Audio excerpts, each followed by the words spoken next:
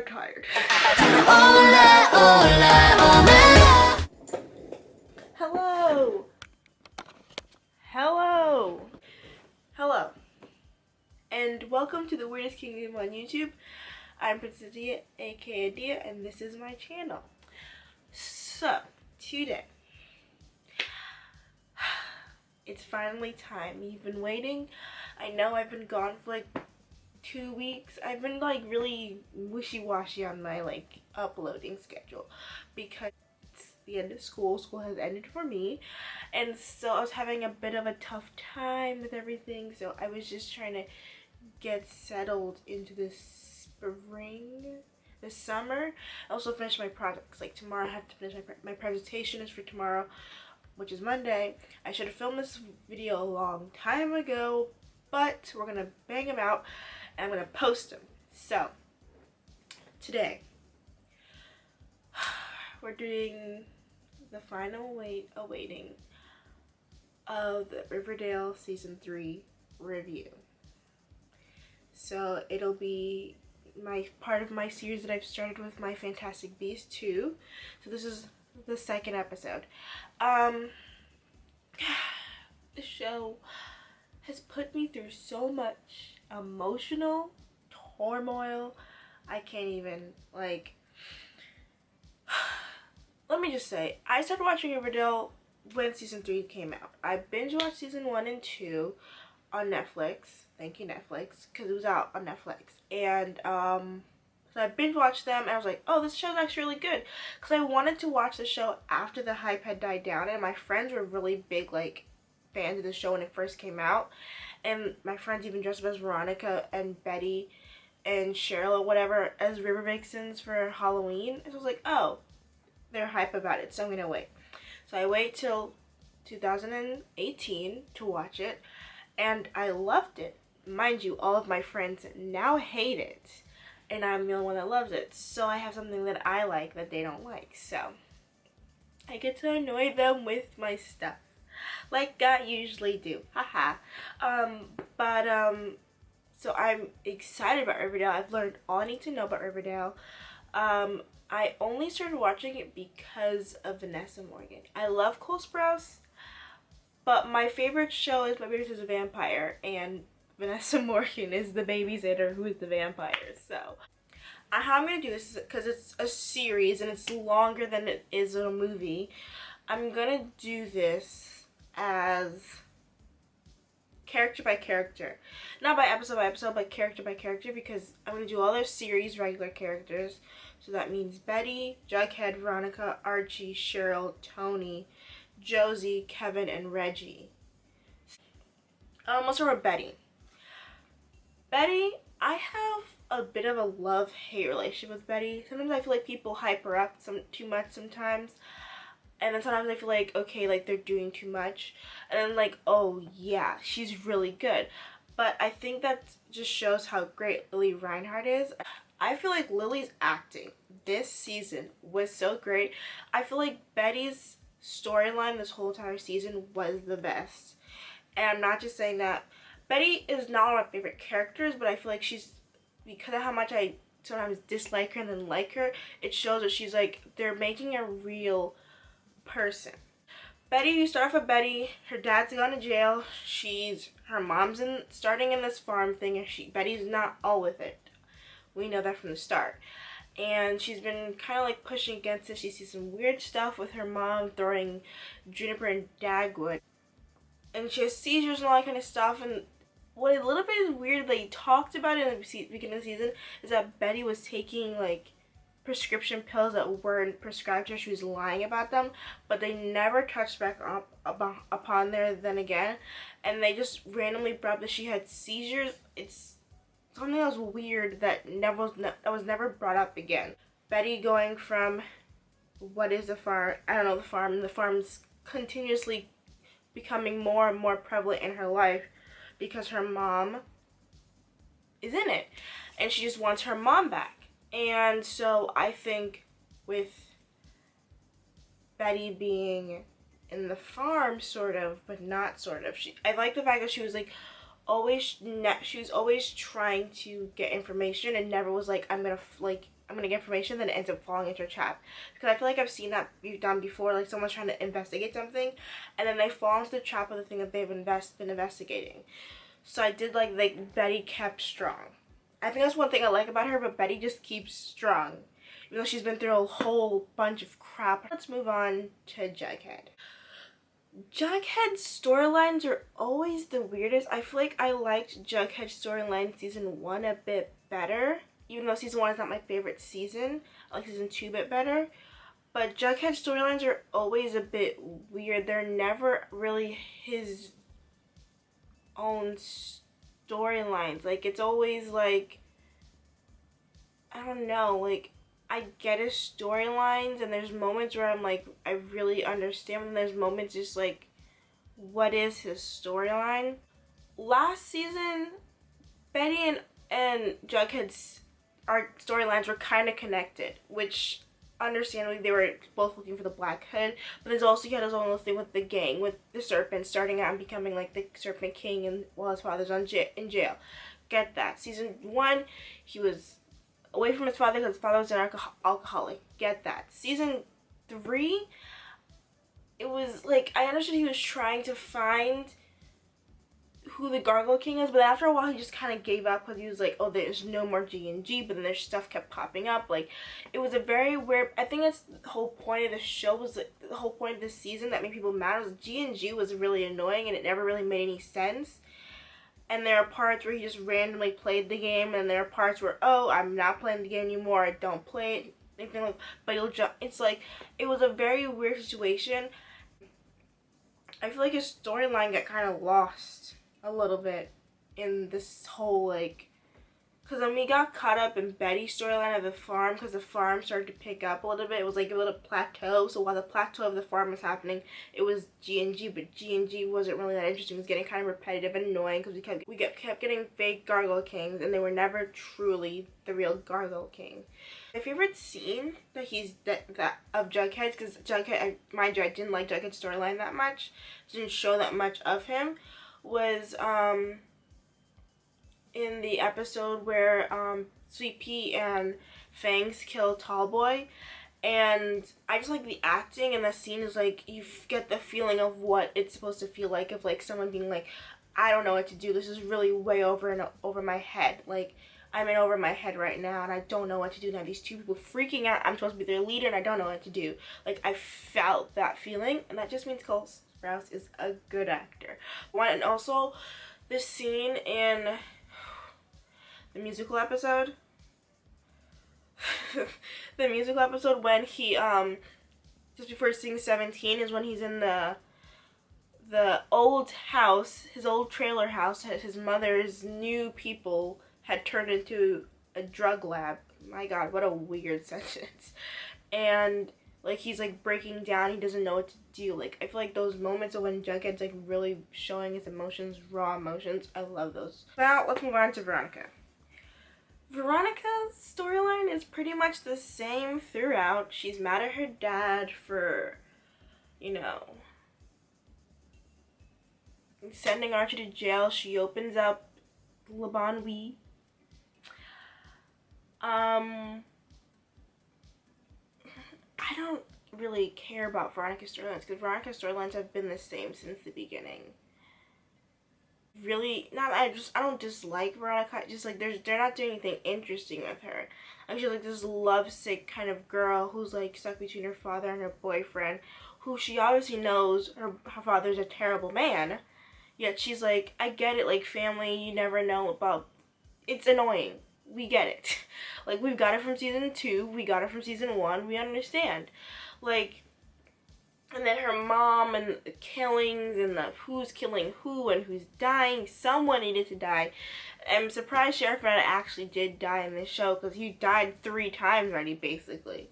And, I don't know. But Hiram's getting annoying. I'm getting annoyed with them reusing him as a villain. Or maybe just showing that he's just not giving up. I don't know. I'm just kind of getting annoyed with them reusing Hiram. But, I I don't know, Hiram. You gotta get some new tricks because it's nearly not working out. I think the one thing I like with Veronica is that she's always with her mom no matter what. Even when she was like mad at her mom, she's still for her mom.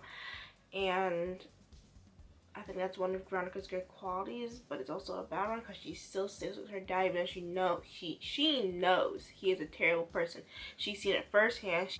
On to Archie's storyline. I don't know how many times I will say this, and it's not like a personal diss, but Archie Andrews rocks my nerves. I dislike him with a passion. I feel like he's so annoying, and he's just like, it's like he's, and I mean, like, the character, I get it's supposed to play the character in the comics, but like, he just has this can-do spirit all the time, and just like, it's like gets relentless to the point where it's like, this is not even a real person anymore. Like, at one point someone's gonna want to stop, but he just doesn't ever stop. And I'm just, it's the difference between him and Betty. Betty's persevering through things she's going through, like keep going and, you know, striving. He's striving for literally through nothing except for the fact that he got mixed up in his girlfriend's father's mess he should have got messed up in, his own fault. And then his girlfriend's father turned on him and then sent him to jail for a murder he didn't commit. That is literally his storyline. He escapes jail. That's it. He boxes for the rest of this for the season.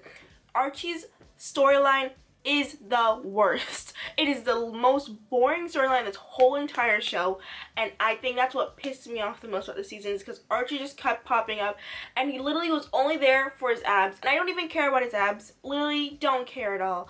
I need some sustenance to this character. He got a bear that clawed him. He should have been dead, and then while he was in hallucination of losing blood, he's playing G&G. Like, I don't understand. On to Cheryl. Cheryl Blossom. I don't think Cheryl's a bad person per se. I do feel like they use her character, and I feel like they use her character and Tony's character as a way, because, you know, season 1 they really queer baited with the whole Betty and Veronica kiss. It was like, oh, we gotta make up for it. Even though we have Kevin, we have to make up for it and add more like queer characters into the show. But I feel like they really did Cheryl wrong. Because the reason I don't want to talk about Cheryl and Tony's storyline together, because I feel like they shouldn't have been that mixed in together no matter what. But I feel like Cheryl's kind of losing her mind a little bit. She's going a little bit crazy, because last time we saw her, she was talking to a dead corpse that should have been eaten up by maggots already. But no one's body seems to fully go away in Riverdale, so I don't understand. But I feel like it's bad because they portray her as a crazy person, like this like red hot fiery person at the, I mean, that's what she is, but like it's like to a point where it's almost like, why? Because it's like, she has feelings, she has heart. You guys keep touching on like her mental health and stuff like that, but then you turn around and make it seem like, oh, she's just like a bitch. Like, that's what it is, and she's not. Like, they redeemed Cheryl by showing her family life, and then getting her girlfriend and showing that, yeah, her mom's pushing down her sexuality, which I can understand why that makes someone a bit, you know, like Cheryl. But I don't understand why we're pushing her to be this crazy person still. Like, I feel like Cheryl's gonna still be Cheryl no matter what, whether she's out or not. But like, we've pushed her to be this crazy lesbian. I don't understand why. I feel like Cheryl deserves better. But there are some things that have got me pissed off at Cheryl as well. I don't understand the stealing stuff.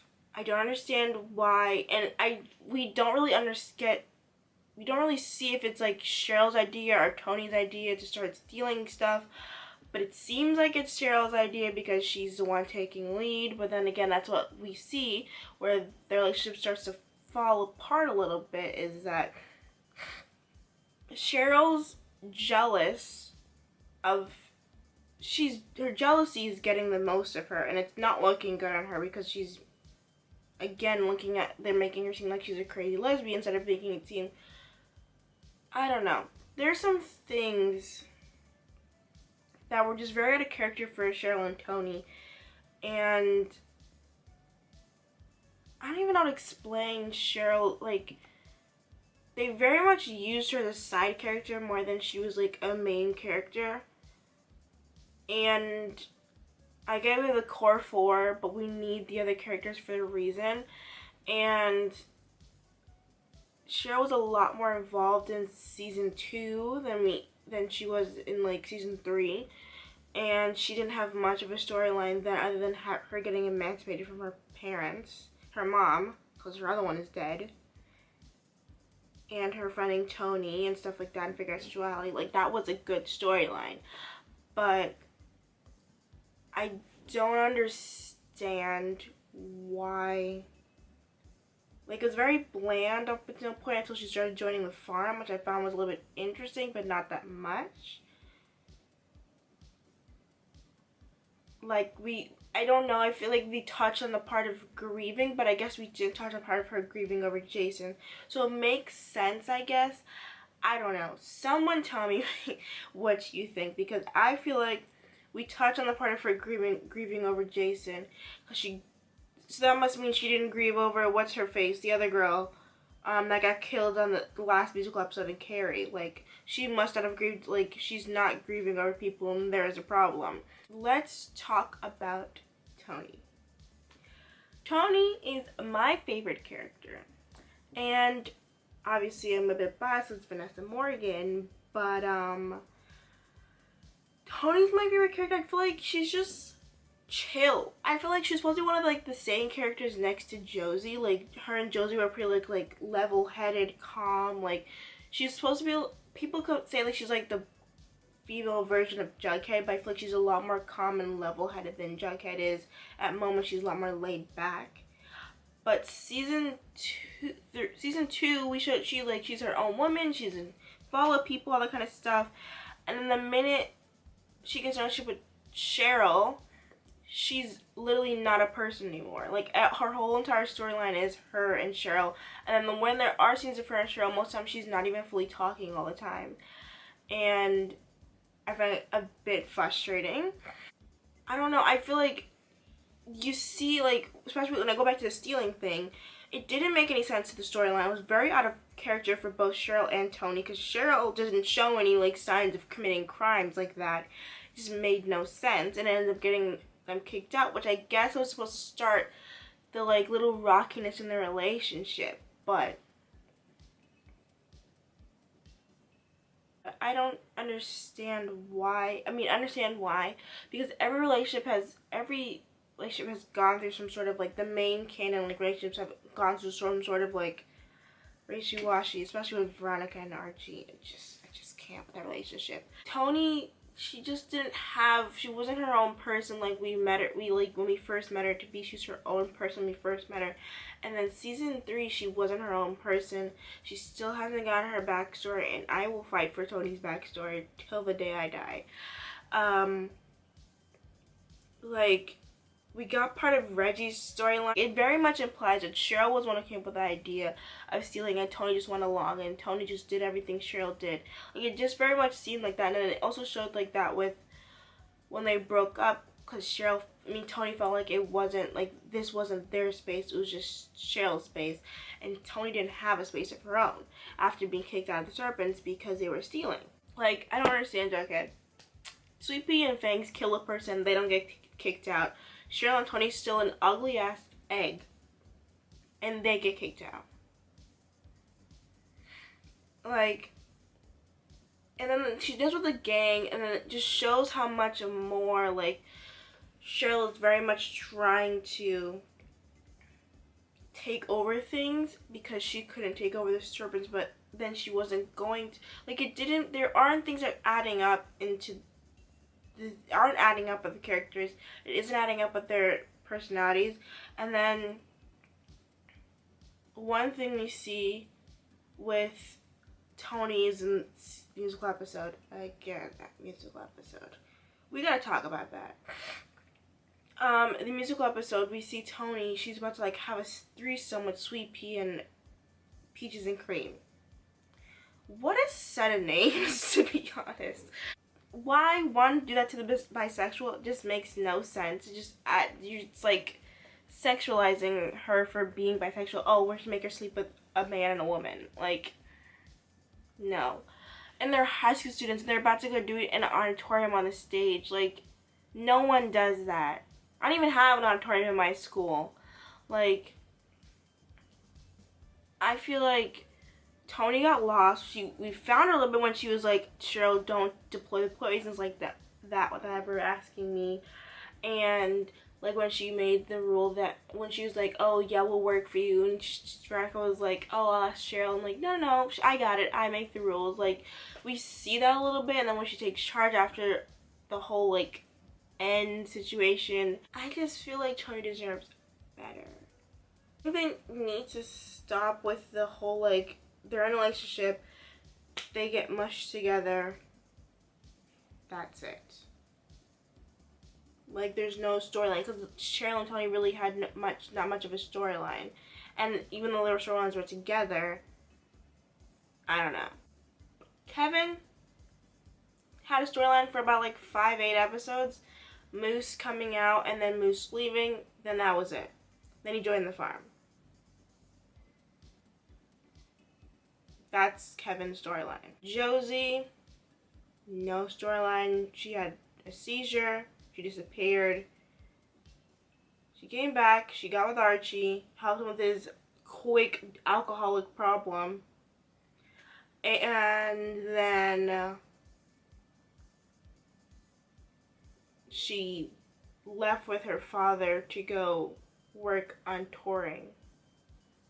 Josie's storyline was just as uneventful as Kevin's.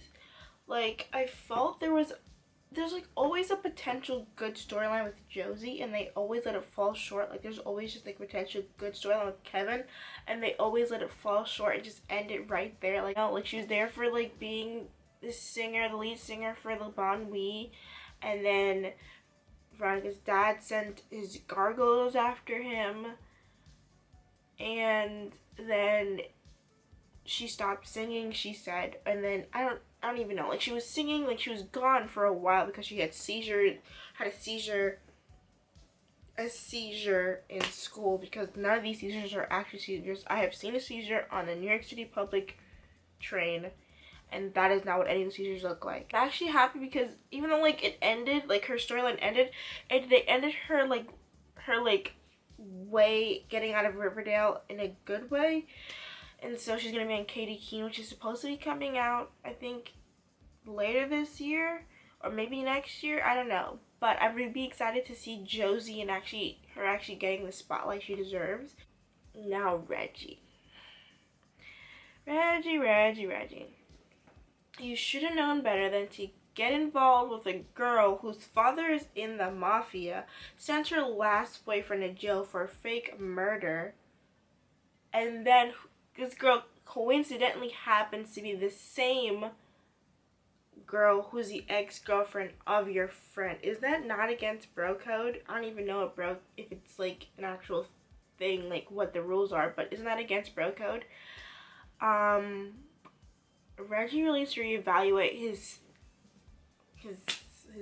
moves or whatever, because he tried getting in with Josie at one point, and I think I like that better than, I don't know, because I know is Josie was with Chuck, or she almost ended up with Chuck.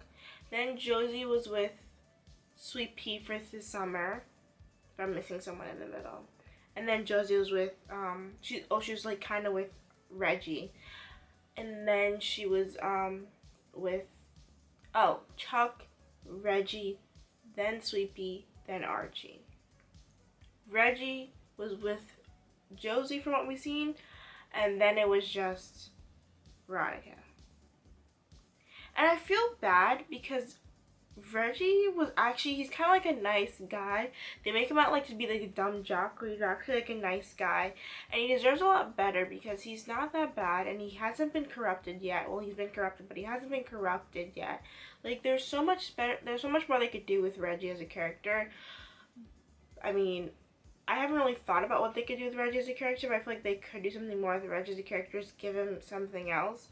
Like, I feel like he adds a little bit of lightheartedness to the show because that show is so, like, set in its tones, and none of the other characters are helping with making that show better within, like, retrospective happiness. I want to talk about the ships. The 3 ships, or like 400 or 500 ships we had this summer, most of them being with Archie. I'm going to talk about the ships that have been pretty much the same for this since they've been together. So first, obviously, is Bughead.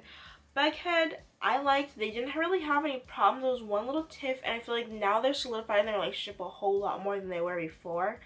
I feel like I like Bughead's relationship a bit more because they aren't as, like,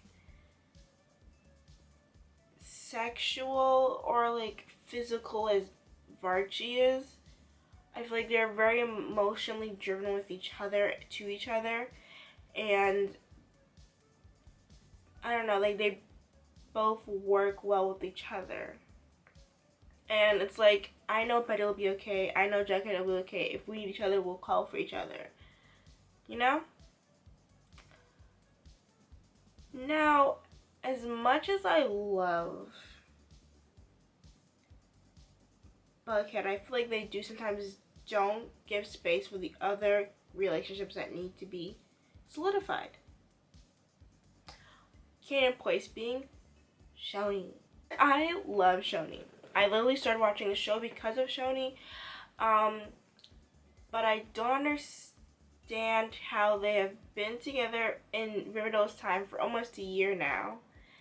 Yet we know nothing of what their relationship is really like how they interact with each other. Yeah, I know they like feel things for each other, like the both of them have like changed each other's world and stuff like that. But I want to see like normal interactions of like how Bughead is with sitting in the common student lounge with Veronica and Archie. I want to see them sitting around instead of Cheryl just parading around and just creating chaos every 5 minutes, and Tony just following around. Like, I want to see that relationship. Like, I feel like every relationship in Riverdale has gone through some sort of like breaking up. We're not together anymore. There's a problem. You know, the typical Riverdale show stuff. I don't know. I feel like I was saying before with Tony, like, we see like weirdly after the musical episode, Tony starts trying to solve a whole bunch of problems with sex, and that wasn't something we saw before. Like, even when she kissed Jughead season 2, like, she wasn't trying to solve anything with getting to kiss him. Like, she just kissed him because she wanted to, and it wasn't like she was trying to solve anything because Jughead was sad and he wasn't paying attention. Like, she was trying to solve, she's been, like, I don't know if I like what they did. Like, they don't have any communication, really, Shoni. Like, they do, but they don't, and we don't get to see it. And it's just, like, Cheryl's, like, the head of the relationship, and then there's just Tony there along for the ride. Like, I would like to see more of them, like, interacting with each other and not to just be like, oh, you know, like that one little scene where they had where it was the SAT and stuff like that. Like, it still wasn't even like, I don't know, like it was never just about them, and I feel like they never feel like they're in the moment. Sometimes, I don't know, like I feel like I'm there's more that I want from a relationship, and something is missing, something big is missing. Like, I want to see if, like, oh, are they like a playful relationship? Like, Bughead is like a very much like partnership, but they're like a very romantic partnership. Like, they know they don't mix their like business with work, but sometimes they do. They're like business with their love life, but they do sometimes. But I don't know much of Shoni. It didn't show a good light in season 3 because, like, We see like there's a bit of jealousy between them a little bit. It's like there's a bit of a power play, especially because Cheryl is in like of a higher, she has everything Tony doesn't have, except for parents, like that we know of. Cheryl has money, she has a house, she has a guardian that takes care of her, that accepts her. Nana Rose being her guardian, not her mother. Tony doesn't have a house, she doesn't have a community, she doesn't, like, literally nothing. Cheryl created the pretty poisons for Tony, but Cheryl still was the one who was in charge of the pretty poisons. Like, their relationship, it's a very weird one, and they need to figure it out, because it's I don't know, they need to figure out their relationship, because it's a very good relationship if they do it right. Season 4, I really hope they do it right. A Tony backstory, I will keep saying that. It has been 3 seasons now, and we have not got Tony backstory. We met her in season 2, episode 6. Episode 3, actually. Episode 6, I remember, because I think that's the episode of season 2. That's the episode when Cheryl and Tony actually meet. Yeah. I need some more from this relationship. I feel like I don't understand them yet. But I just still root for them, though. The relationship I've been dreading to talk about, the 500 relationships, is Archie with Veronica and Archie with Josie. Do I like Archie with Josie better? I think so. Do I like Archie with Veronica? Not so much. I feel like they're both too reckless in their own ways. Like, Veronica does not have an stability of whether she trusts her father or not yet. She's swishy-swashy every 5 minutes, and it's getting a little bit annoying because it's messing with the relationship. Do I root for the relationship? I'm like, no, not really. I'm not going to, like, denounce the relationship. I'm not going to be like, they should be together.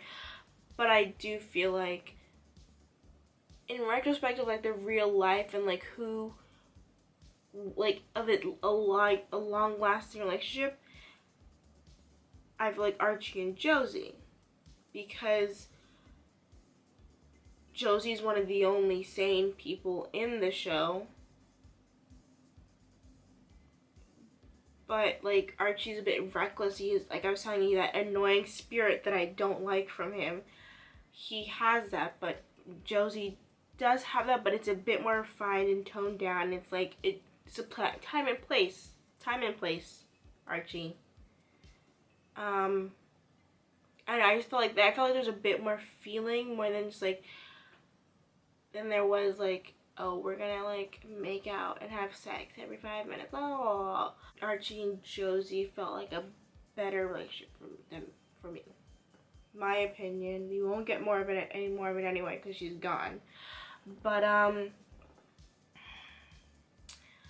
that's all I have to say on Archie's relationships, because really I don't want to talk about Archie. I can't deal with Archie.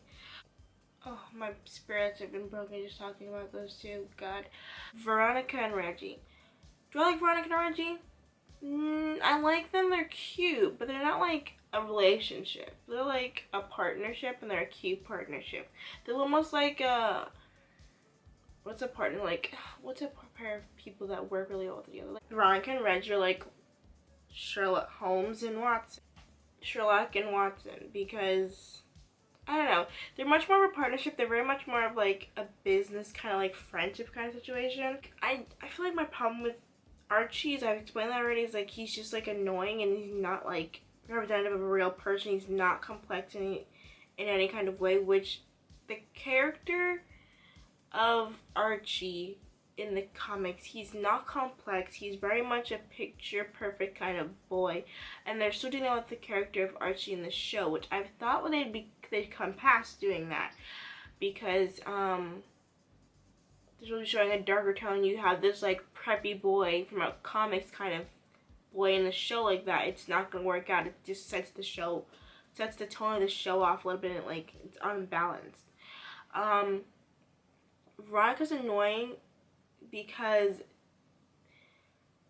I think if they took away all like that like wokeness out of Veronica, like she's that like forced wokeness, like, yeah, I talk about toxic masculinity, but I don't be like, I don't that one line. I can't deal with all this toxic masculinity in the room right now. Like, it's such an awkward line.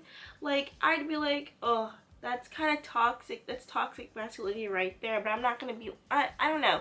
It's almost like it comes at the wrong times, and I feel like people kind of bring it up more casually or less casually than she does. She's almost like a kid who learned something for the first time, like something they've never heard of, like a vocabulary word, like really big word, and so they use it any chance they get. I can't. Like, Veronica, if they just check out her fake wokeness, but then there'd be nothing left because it's all they've given us is her fake wokeness. Like, and it's not even just like, oh, within like political beliefs and stuff like that. It's just like how she acts in general, how she takes on situations. Like, she has this like wokeness to her, and it doesn't work out because it's very forced. And I feel like Cammy deserves a lot better than that, than to have Veronica with fake wokeness. I do like Veronica, and like if they took out the wokeness and gave us something a lot more substantial and like palatable of a character and of a real person, I would most definitely like Veronica as a character. Like, there's a lot of things I've seen, like, oh, that's like a real person right there. But then it gets thrown away with that fake wokeness. And then I just like, God, you really had me and then you lost me. Things I don't like about the characters, I don't like how Jughead's just, you never understand him, but I guess you're never supposed to understand him because, like, you know, I'm a weirdo. But, like, he's the epitome of an emo boy. Like, it's, like, I don't know. I don't really have much I don't like about Jughead. I feel like sometimes, one thing I don't like about Betty is because sometimes she can be a bit too, not what she does most definitely, it's like what the show does with her. It's like the show pushes her too much. So this point is like, okay, I'm getting kind of annoyed with seeing her so much and seeing the storyline, like everything kind of revolves around Betty, which I feel like it's kind of understandable because season 1 focused on all of them. Kind of like retrospect, like they focused on all of them. It wasn't like one single situation. And then season 2 I feel like was more of Jughead's time to shine, but also Betty's a little bit, but not really. But I feel it's more Jughead's time to shine. Season 3 is most definitely Betty's time to shine. I hope season 4 is a bit more Veronica's time to shine, because we need some more sustenance from her. And then Archie, season 5, if we get a season 5, I wish it would just make him a better character. Make me like him. If someone can give me a reason to like him, I would. I feel like he's just done some dumb stuff, and I really can't deal with people who do dumb things when they're trying to, again, you're trying to do good, but you're doing dumb stuff doesn't help you do good. I feel like that's the only thing that's really my problem with Shira, because she talks like a thespian.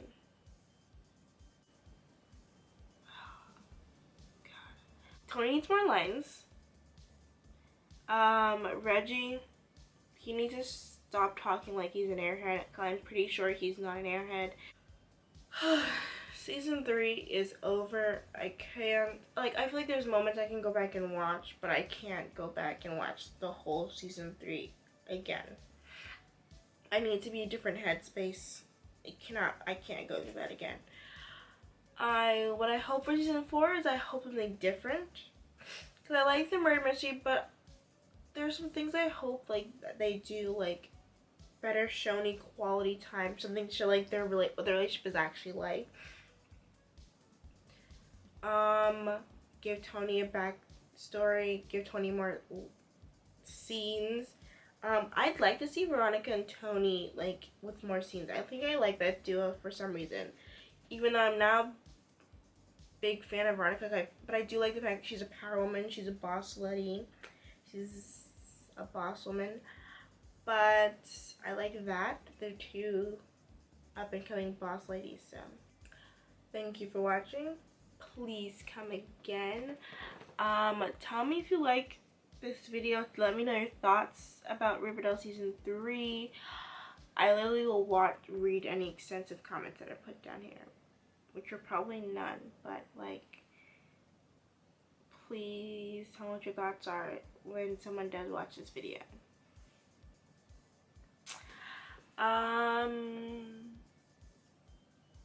Yeah, thanks for watching.